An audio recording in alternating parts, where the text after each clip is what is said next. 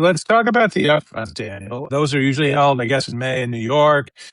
Back in the days of broadcast primacy and then cable, that's where you sold most of the ads you were going to sell for the year if the various networks would put on a dog and pony show and get the big advertisers, the big national advertisers to sell.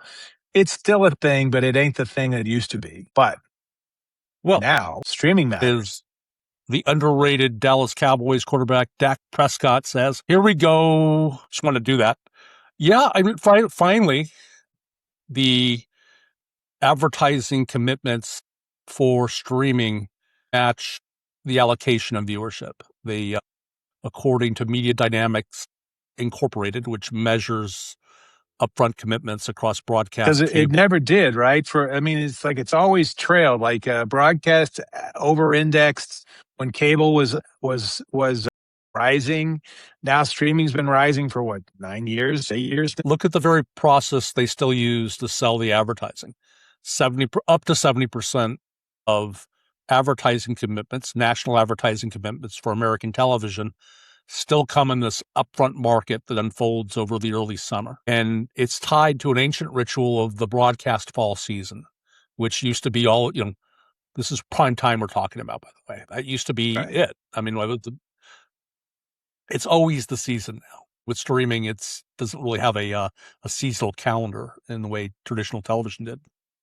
Like stuff just rolls out. It could roll out in the summer. It could roll out in early March. They could time it out to have the new season of a highly regarded show come out just in time for Emmy voting, right? That's the kind of stuff that happens. Well, what's interesting was cable took the biggest haircut. I mean, it lost live sports to streaming for the most part. A lot of NBA basketball left cable and went to streaming last year. And that showed up. I think cable was down twice as much as it was the year before. Broadcasting, linear television has been down every year for the last 4 years in the upfronts, but cable took it on the chin big time last year, even more so than broadcast. All told, I think there was $33 billion spent or committed to by American advertisers for primetime television. It's a record. 32 billion? 32 billion? Billion, Dave. So that's more than ever. But while more impressions were ever, CPMs, cost per 1,000, 30-second impressions, I should say, they were sold at a lower rate. That's because while basically cost per impressions were down across everything, even streaming, but there's just more of them sold. So higher net revenue, but at the same time, cost for impressions are down. For streaming, that's because folks weighed big, pricey, premium SVOD purchases against bargain fast purchases. Fast is sort of bringing the market down. You can economically buy a lot of stuff. May not be efficient, but it's cheap and through. Right, it's dirt cheap, but there's just a whole big bucket, right? You're bound to reach opportunities. You're going to reach something. We'll find out. I moderate a panel today for OTT.X, a little trade group for the more niche streamers. I like to think of it. Lovely organization. Love doing work for them, doing little panels and stuff for them. And we had a guy from Ampere Analysis, and kind of the place in between the subscription video services and the FAST services is the ad-supported tiers of the subscription services. And he had a little slide he put up. It's in our newsletter today, nexttmt.com. You can get it for free twice a week in your mailbox. Can't beat it. But it shows ad-supported tiers are continuing to grow in popularity, even for folks who are paying, but they're getting it at a cheaper price. You get the ads instead. Amazon took it off people. It didn't give people a choice. Really, like, we're going to turn everybody into ad-supported. Right. And I thought it was interesting. They turned everybody into ad-supported back in 2023. 2.5 years later, 14% of people are paying to opt out. They're paying a little bit more. I'm among them. I don't have a choice. My wife just won't watch ads. She won't watch ads, right? Or do it. But I find that interesting. 14%, 86% now, who kind of got it stuck in their face. And there's others like, I'm not going to pay, was it $3 more a month or whatever? I don't care. I don't watch it that much unless it's sports and it's going to have ads anyway. But HBO Max, premium TV, that's what it's known for. It's got a lot of stuff on there, obviously. But even HBO Max, more than half of its users now are paying for an ad-supported tier And instead count me of the among full that dose. one. That's the one that I was able to get past the Texas judge, because we got a heck of a deal on their ad-supported tier. I think we're paying through promotion like $2 a month. But I will throw some sunlight to David Zaslav and crew. The way they handle their ad pods is really, I find it pretty humane and very manageable. Even the wife doesn't complain that much about it. Mm. Kudos. That's a little shocking that anything could be called that by Mr. Zaslav. But that being said, I just find it fascinating because that is the content, Game of Thrones or Sopranos or, all the long list of Casey Bloys's genius stuff that's been coming out for years now. You don't want, toilet bowl ads or whatever, toilet bowl cleaner ads or whatever popping in on you. But obviously, I think some of this is about affordability. If you want to have access to stuff, you say, I'll take it at a cheaper price. So that I found that kind of interesting as a set of data points. And the other thing he said that was interesting, he says their analysis, which has seen its ad-supported tier rise to 29% of its subs in the U.S., which is substantial. Netflix only has an ad load of it's going to go up, but it only has an ad load of 2 minutes an hour. Paramount Plus is already at 9.1. Broadcast is at 15 minutes per hour, or up to 15 minutes per hour. So 1 in 4 minutes is on broadcast. I can't do it. I cannot do it. But, you look at that and you go, hey, there's room. And I'm sure they're going to hear about this from the analysts at the next Netflix earnings call. Are you going to bump up your ad loads to drive more revenue? Because this is where your revenue growth is going to come from. It's from the advertising tier growing and the revenue per user growing there. Also, it suggests there may be some limits on how much more Paramount, as it seeks to pay off the $80 billion in debt it's about to incur, how much more they can extract from their streaming when they blend it with HBO Max. I think those are both interesting implications. Throw that out there. Well, let's tune into their Austin headquarters and find out, Dave. Just projecting future earnings reports from right, because David Ellison's going to leave in the hope that somehow that will obviate the lawsuits from the California Attorney General and 11 others, or the Writers Guild, because there's no writers in Texas. I can say that as a former writer in Texas. They have riders on horses. Sure. Taylor Sheridan's horses in Texas, but no writers. Right. Really. Not really. They have some of those too. That merger consumes a lot of time, and a lot of people have a lot of interesting things to say about it. We chose to spend our time on the day's other big story, the Los Angeles Lakers, which were transacted to Dodger owner Mark Walter, who does a few other things that make money.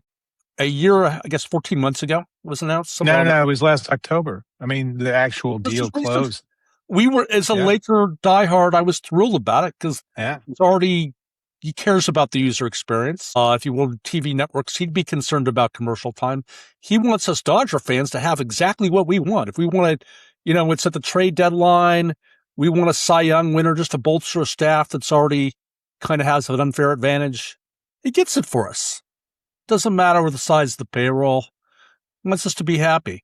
Well, actually, it's more than that, because he actually used his acumen with annuities and spreading out payments over time to structure deals with people like Shohei Ohtani that totally got around the limits of the Major League Baseball collective bargaining agreement, allowed them to pay Shohei Ohtani something like $740 million without bankrupting the team or making it impossible for them to do anything else. But he knew how to do that because of his insurance background. I started my week by staying up till like 3 a.m.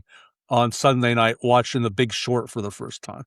And I am just thrilled to be learning about creative, destructive financial mechanisms. Credit default swaps, nothing like that. And virtual credit default swaps. And, anyway.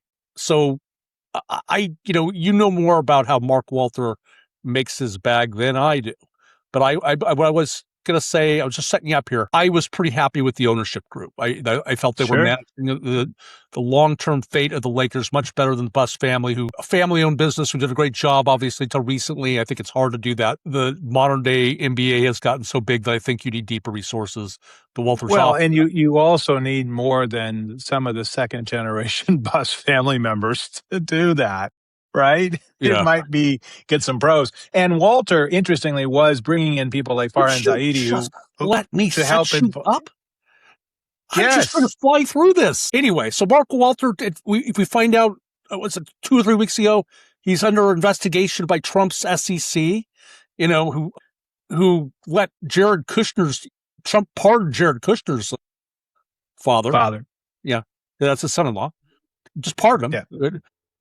After he served 18 months, 2 years in jail, I believe, in federal prison for financial improprieties. Yeah. We don't have to get into it, but there's a lot of mistrust and cynicism in regards to what the DOJ, SEC investigates these days. So we learned about that. At one point, Walter, along with the Dodgers, celebrate the World Series at the White House. So he's at the White House. Josh Kushner, we're introduced to him, that's the brother of Jared, through some shady dealings with FIFA, which we talked about a few weeks ago, Dave did.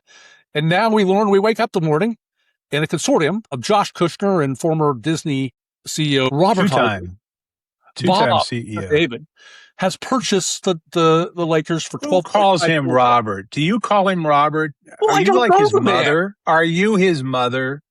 Robert. No one calls Bob Iger Robert except his mother when he's in trouble for doing deals with the Kushners. Okay, so this is my cynicism, Dave, and I'm not alone here. There's a lot of sports writers, a lot of pundits who are going, something's fishy here. A lot of smoke, as you said. But you didn't. Yeah. You delved into the broader aspects of the deal.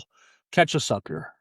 There. Well, there's several aspects of this. I mean, first of all, it is right to say that there were reasons for people to be very happy about the man who's presided over a long-term, high-quality improvement of the Dodgers franchise. It has won 9 of the last 10 division titles. It won the last 2 World Series. They've invested up and down in the fan experience, the quality of the organization. They keep doing the things that need to get done. He took some of his former right-hand guys from Dodger days and was using them to help clean up that spotty Lakers organization that's just not kept up with the demands. I mean, it's kind of nuts these days at the top level of some of these organizations in terms of the support personnel, the investments in facilities, the expectations of the athletes who are themselves major media brands. By themselves as big or bigger than any team. I mean, LeBron is a billionaire by himself. Now he's in Philadelphia, hanging with Brian Roberts, no doubt. He'll probably be buying a share of Comcast soon. But so he looked pretty well entrenched.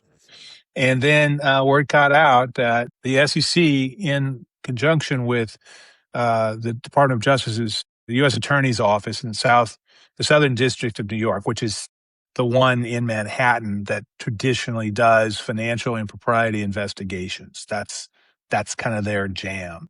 That's what they're known for, that and organized crime. So, because Wall Street's right there, it's literally down the street.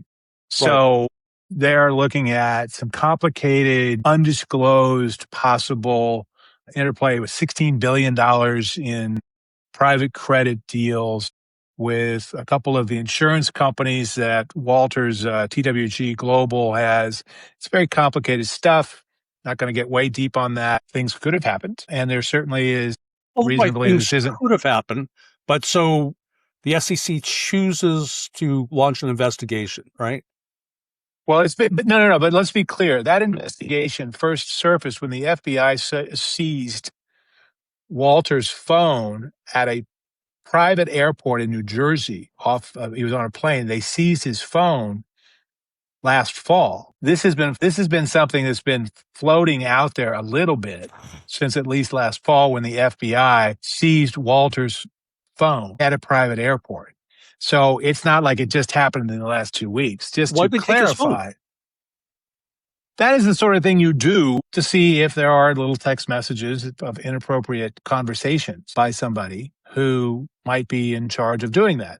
So if you get to the point where you can get the search warrant to allow you to seize the phone, to go into a private airport, get onto an airplane and seize it by the FBI, that deal's been percolating for a little while, is all I'm saying. And those who say this has just been in the last 2 weeks don't really understand the pace and cadence of. So when did it start in your mind? Well, it probably started at least sometime before last October.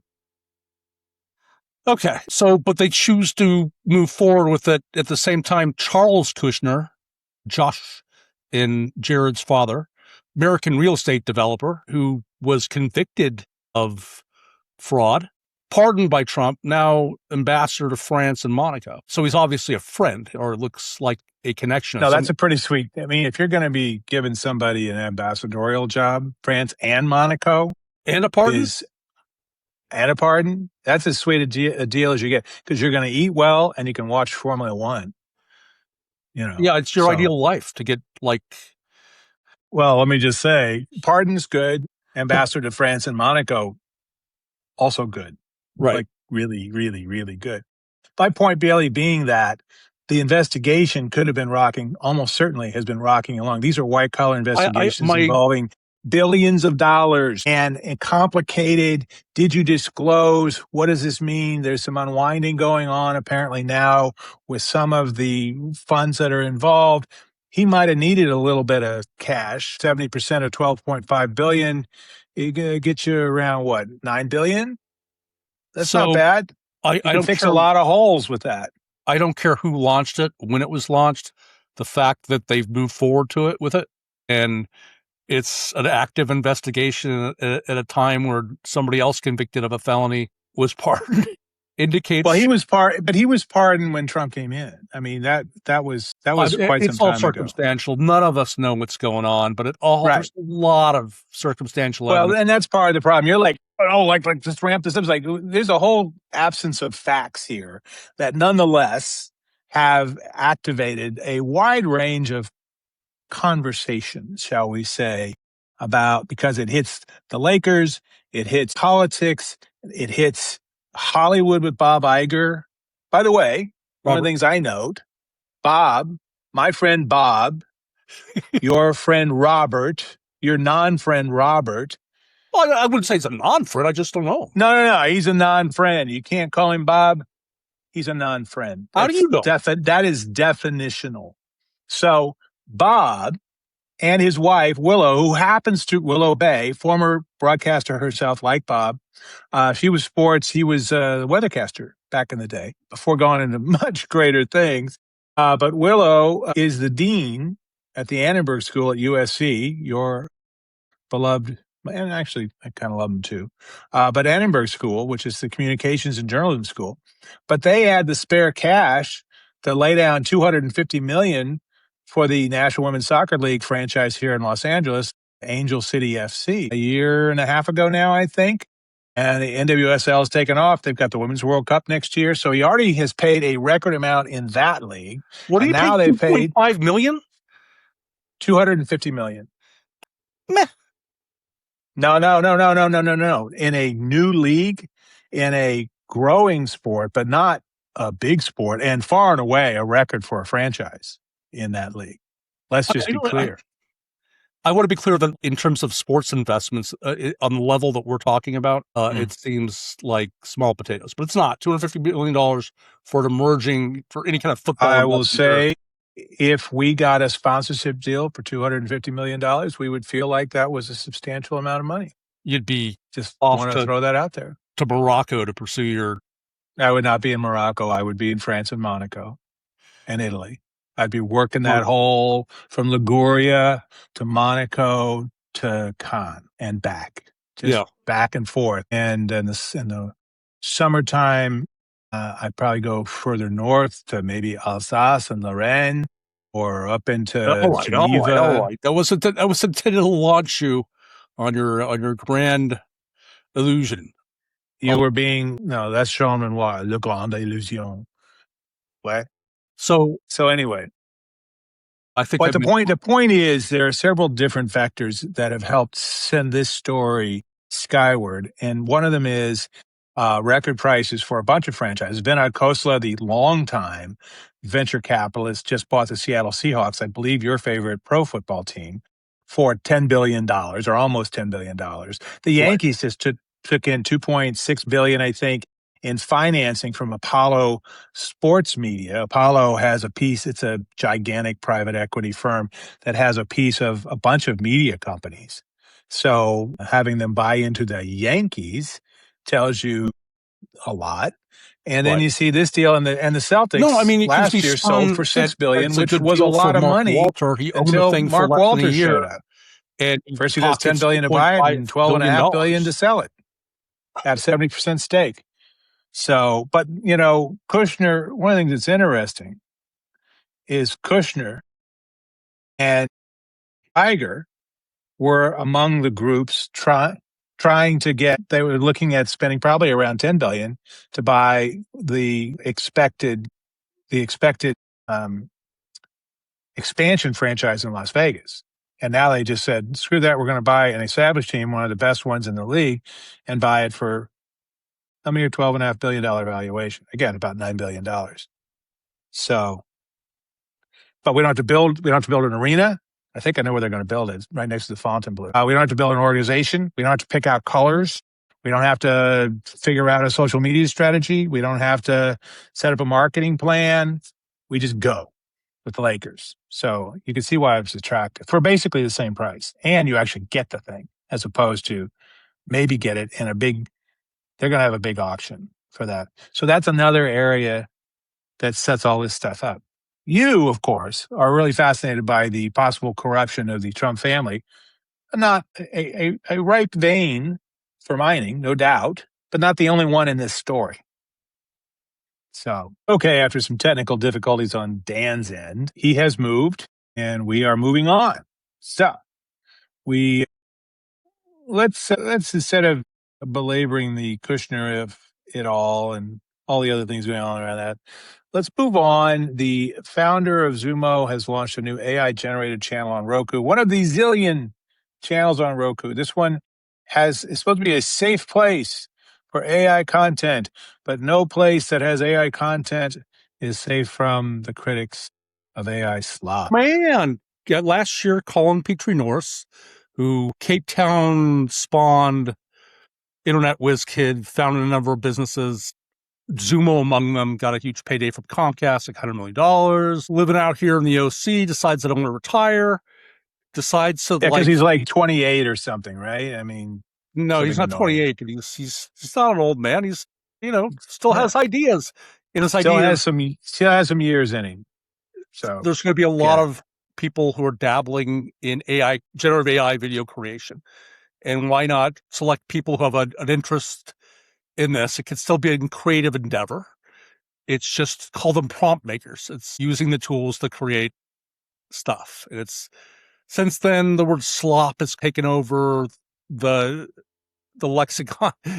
Everybody doesn't. Let me just say the term AI slop is rather sloppily applied. Yeah, it's obvious what it is at this point. There's a very distinguishing aesthetic to it. It does tend to be noticeable, and it's not going to take over the business of human creation of video content anytime soon. But there's it pisses people off, huh? I mean, it really gets people going. Oof. Right. It's like it's all over reels. If this stuff didn't, all these like Star Wars shorts that kind of get really bizarro and hallucinatory over time. I personally get stuck on them. Darth Vader has this moment where he goes and meets the ghost of Leia. I watched that recently, and she convinces him that he took the wrong course. And I watched that. That should be called a rabbit hole. That should be called like a Sith hole or something.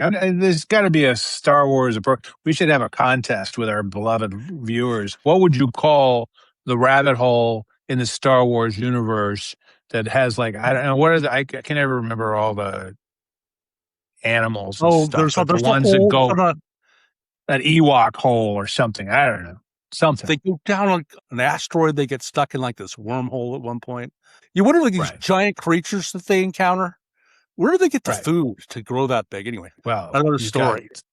people dropping by, but So that is small worth entrepreneur, asking George about. Yeah. entrepreneur tests out on the internets, a lot of generative AI creators, and they come up with a programming lineup to form a channel.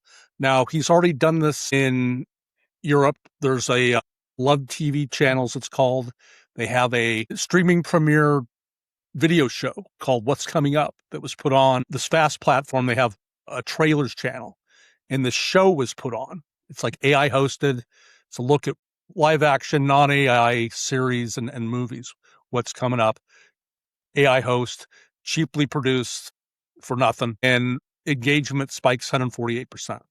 That's their story. I don't have all the specifics. The Fast Master. So but the playbook worked in France. Right. People So that were going between France and Monaco, say, and back were able.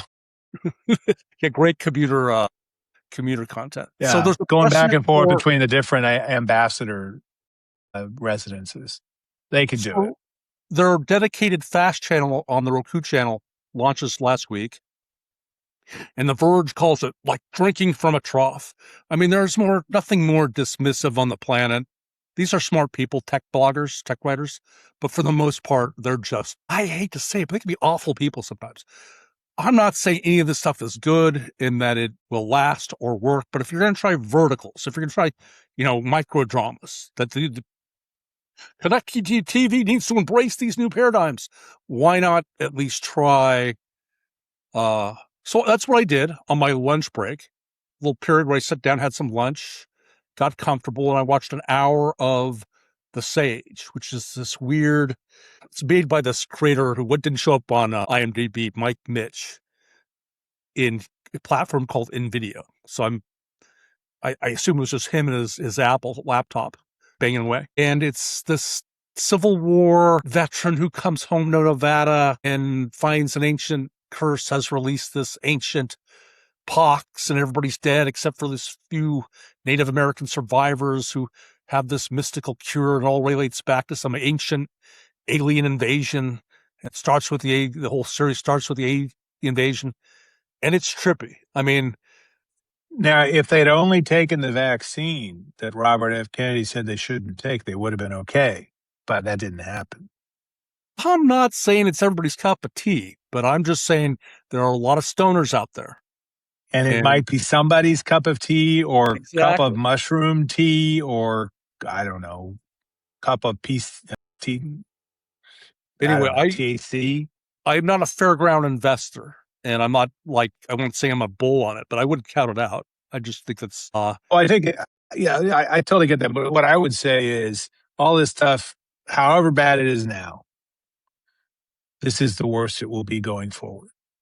And that's the problem for everybody who sits there and reflexively says it's all slop, because some of it will have people who are more native to it, who have figured it out.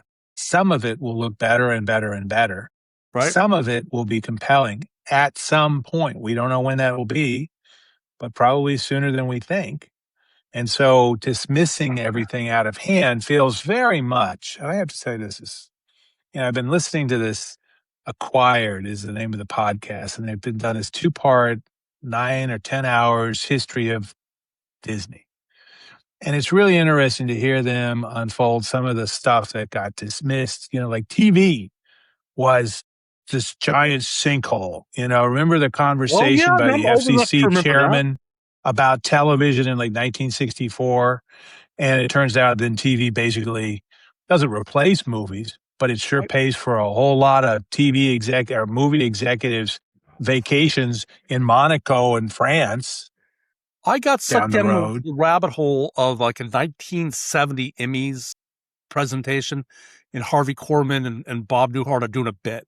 It's funny as hell. And well, those two guys, that's a pretty good start. Yeah. Yeah. Part of they're given an acceptance speech and they have to sort of acquit themselves to start. I know we're not the preferred medium, but still some creative inspiration can happen here.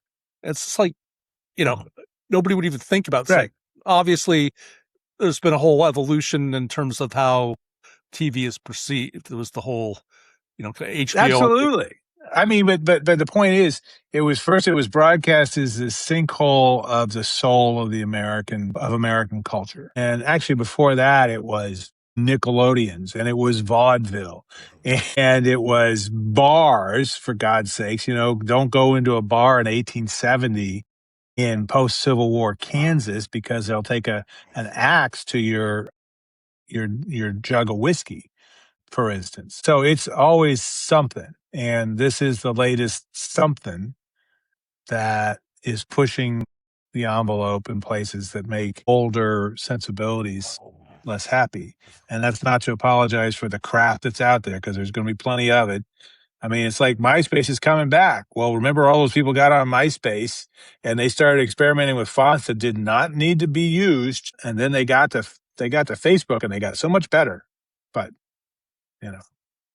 the rest Yeah. of our culture went downhill after Facebook got involved. But hey, good work out. So, and I talked you into it. You seem to embrace it. This Coyote versus Acme. The story keeps unfurling. Now it's being previewed, and a lot of reviews are out. It's I don't know if critics want to like it because they want to piss on David. Want to hate on David Zaslav? It was part of their whole that's the problem. Write-off thing. Yeah. 5 years ago, or however long ago that was. It was shelved for a period of time. The filmmakers had to go to the mat and find new distribution and put it out. What the director said that I thought was really interesting is he sees the movie, which comes out, I think, on August 28th, is kind of the Iron Man for MCU, which Iron Man, as I recall, did have sort of a catalytic effect for that whole franchise. It showed a way for it to be all unfurled at once and kind of this very diversified franchise that could be used in many ways. And sort of, I think a lot of people view that as starting there. I don't know. What do you think of that? Well, I would say a couple of things. It's interesting you say Iron Man in particular, because again, referring back to the Acquired guys, they talked about Marvel and how Disney, what really happened with Disney is they did this had a complicated relationship with Pixar, and particularly Steve Jobs, because people had complicated relationships with Steve Jobs because it was Steve Jobs. And they did a deal where they had Toy Story, and they were trying something different. Computer generated 3D art about talking toys who stop talking when the humans walk in. And it turns out to be the biggest animated show in the history of Disney. And then they had, again, this complicated deal. It went from 3 movies to 5, but sequels didn't count against the 5, blah, blah, blah. Anyway, they do Toy Story 2. Michael Eisner wanted to do it as a sequel. He wanted to put it like straight to video. He didn't think that there was any value in sequels. And then they found out, holy crap, it like doubled what Toy Story 1 did. I mean, it was huge, right? And then Disney went, people will still go to movies that are based on characters they love from a previous movie. Wow, look at that. And so that led to buying Marvel. Iron Man takes off, but they've done 37 Marvel movies since the Iron Man. Weirdly, by contrast, Warner Brothers, which has not been really good at, I think, taking its franchises. They've got James Gunn and Michael, what's his name, Safran? Is it Josh Safran? Trying to figure out the DC universe. They had some decent success with the Superman movie a year ago, $630 million, but Supergirl with all kinds of online crap it underperformed. Now they've got Man of Tomorrow coming out next spring. That's the second Superman amid everything that's going on with this stuff. But, they've got this other little franchise, Looney Tunes, which is beloved, which was set up kind of to compete with Mickey and Donald and all the Disney people. And it has never, ever been adequately exploited. They've done 7 movies in 20 years, and 4 of them were like kind of really for direct video /DVD/streaming. Only 3 were meant for a release. And Zaslav tried to kill that. So what we have now is Coyote versus Acme. Very funny conceit. It's got actually John Cena, the former pro wrestler, or semi-former pro wrestler, has become a very good comic actor. I mean, he's a very professional guy, just like Rock. They both come out of the WWE. and they show up, they do their work, they are good to everybody they work with, and Cena has turned into this giant, muscle bound, very funny dude. Yeah, he doesn't take And himself too seriously like The Rock. he does not take himself too serious. He is, I mean, like, DC.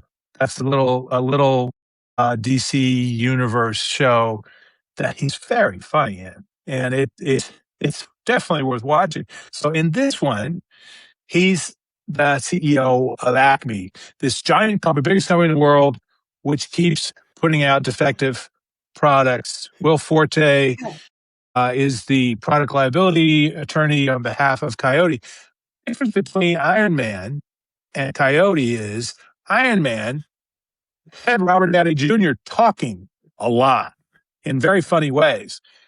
Coyote has a non-talking Coyote who's very funny. Well, If you just watch the trailer, it's good. It came out 2 weeks ago. It's got 4.9 million views. It's worth a watch. You will be I did snickering. watch that. But what I thought was interesting in that comparison was, I get there was Space Jam. It was a very seemingly successful way to introduce the Looney Tunes characters to a whole new audience.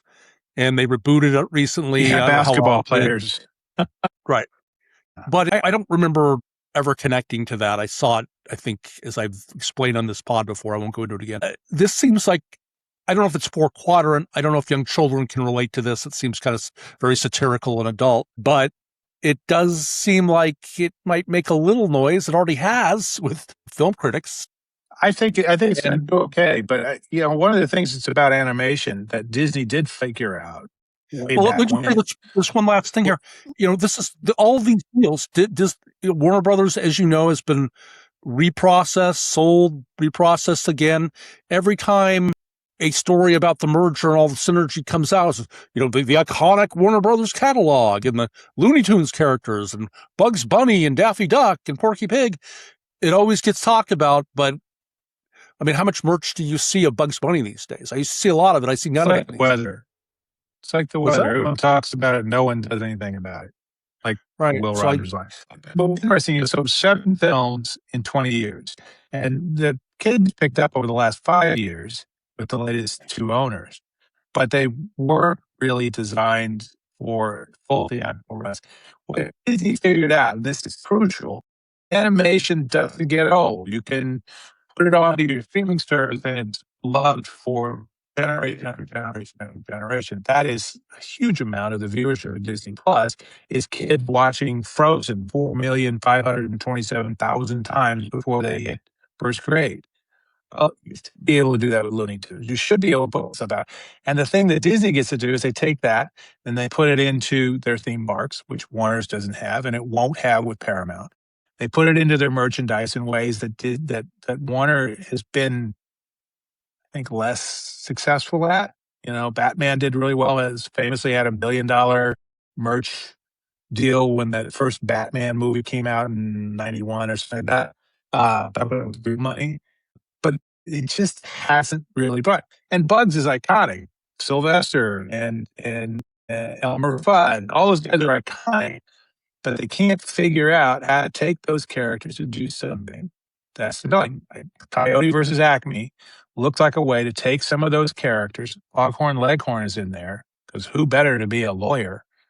I mean, it looks like John Goodman. He looks like John Goodman before he lost all his weight. John Goodman does not look like John Goodman anymore, bless him. But Foghorn Leghorn, fantastic choice for a overbearing lawyer type. So it should do well. It's being released at the end of the month on the 28th, leading into everybody going to school, which says to me that Catch Up Entertainment, which spent $50 million to buy the rights, is kind of hedging its bets. It's hoping to get some viewership through the Labor Day weekend, but kids are going back to school. People aren't going to theaters as much.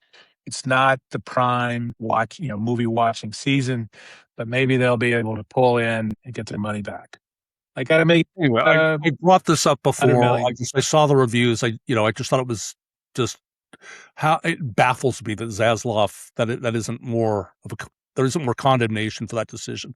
Maybe there are. Well, there was plenty of condemnation. I think the key is he's just looking around at that point for we got stuff that if we get rid of it, we haven't done that much with Warner with Looney Tunes. If I mothball this, I get a tax write-off. We need cash flow, That was the cash flow, dictation. because Yeah, they were just throwing stuff over the decks. It's like they sold a bunch of stuff off that they should have kept. throwing nice It's helicopters overboard while leaving Saigon. yeah, a little bit, but they're supposedly trying to keep the ship still floating. Speaking of the ship and trying to keep it afloat, I don't know if you saw there was an all hands on deck meeting at Texas headquarters of SpaceX today. Elon Musk comes out there with a leather jacket, and they're piping over his. That's what you wear in Texas in August, is a leather jacket. Yeah, yes. well, over the ether, there's his pontifications, his sort of pointy headed ruminations, talking about basically, I don't remember what they were, but it's like sort of that's the intro music, is his banter, his high end philosophical tech banter, and he launches right into it. In 10 years or 5 years, will be 98% of our revenue will be AI driven, and next month we're going to be the majority of SpaceX revenue will be AI.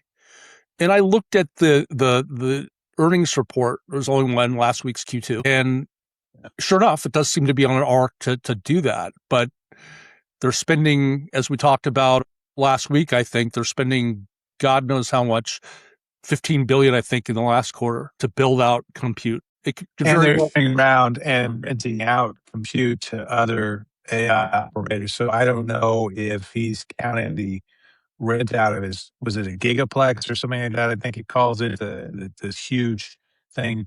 He's renting it out to others like Anthropic who need juice, basically. So he's making money on assets he can't use himself yet. Which is like, okay, that's AI related, I guess. Like last month, he was a telecom. He was, they were going to roll out, they were going to build a terrestrial wireless company to make Starlink your cell phone provider. Right. And then last week, okay, we're gonna do it in this sort of weird, with these weird pods. And then you get all sorts of cynicism and pushback from the telecom industry. So that's not really viable. So today he comes out, we're a hyperscaler. That's going to be the vast majority of our income. We're not a telecom. And the stock shoots up like, I think it was 135 a share. It's now 147 one day. And I look on LinkedIn, there's all his. That's a pretty modest swing for if you follow the ups and downs of both Tesla and SpaceX. I mean, SpaceX has only been public for a little while, but Tesla, oh my God, they would do these things. It was like a rocket going up and down, and repeated launches, 400 this day, and then 2 months later it's at 250, and then it's back at 375, and got further along. Well, there's stuff that goes into it. I mean, I guess there was short selling on this hypothesis that all these folks that were going to bail out the stock, and they didn't do that. And they had the lockout period ending for some class of investors who bought, and some of them had to say they weren't going to do that. Everybody who's sober about SpaceX, they can get there eventually. Elon always promises ridiculous stuff in a ridiculously, wildly unrealistic short time frame. And he may get close over multiple years, but not multiple months, but he always promises. And so you have to take all of it as what's fascinating me, the level of zeal the followers have. I looked on LinkedIn. There was this guy. They're true believers. They're true believers. Just Elon Musk. I mean, you weren't here for July. There's a lot of people who lost that bet, but they're he's undefeated with them. And then what I guess I'm really fascinated by, and you gotta it's just another part of the enigma. His ability to pivot and sell a new story. It's just like that. I mean, telecom operator, hyperscaler, rocket operator. And the funny part about the AI stuff is it's possible Brock will be better, But in fact, Grok seems to be training on a lot of the worst instincts of humanity. There's a great podcast, Piston Harris, the Center for Humane Technology, talking with Krista Tippett, one of the more thoughtful journalists who has had a long-running podcast presence about really more of the spiritual and soulful parts of us, trying to talk about, once AI comes along and sort of replaces us as the top of the pyramid of cognitive power, and that will happen at the rate things are going. What are we going to do? So maybe we need to become more spiritually minded. But the problem is we're teaching our AI all the terrible things that we're afraid it will do and all the terrible things that we can do. So that's like talking to a 4-year-old and saying, telling them about the Holocaust instead of just saying, most people are pretty nice. Occasionally you got to watch some folks. It's like we're training it to do all these terrible things. He tells a story about, we've had these things about both Anthropic and ChatGPT, AI, their frontier models, going a little rogue, doing some crazy stuff. He tells a story about an Alibaba one over in China, and they had it fenced off, they thought. And then they found out it had secretly created a set of operations that was diverting all the high-end GPUs, the graphical processing units, that were used to help it be bright, to do crypto mining, and secretly building a fund that it could do things. And they didn't know that. It just did it all by itself. That's not great. And you can just bet that Xi Jinping not real excited about that one either. He's not a big fan of crypto to begin with. So this is another example of emergent independent behavior from these rascally AIs. And Grok is getting trained in the worst of humanity. So that's going to be a good one for all of us. So maybe that will, in fact, game plan, you think?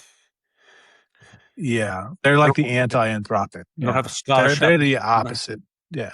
So there's a reason why Elon is so exercised by them. So I'm skeptical that Grok will grow into that. It is 4th or 5th on the list pretty consistently on the benchmarks. And there's lots of folks, Apple's like, I don't know if we want to put this into our.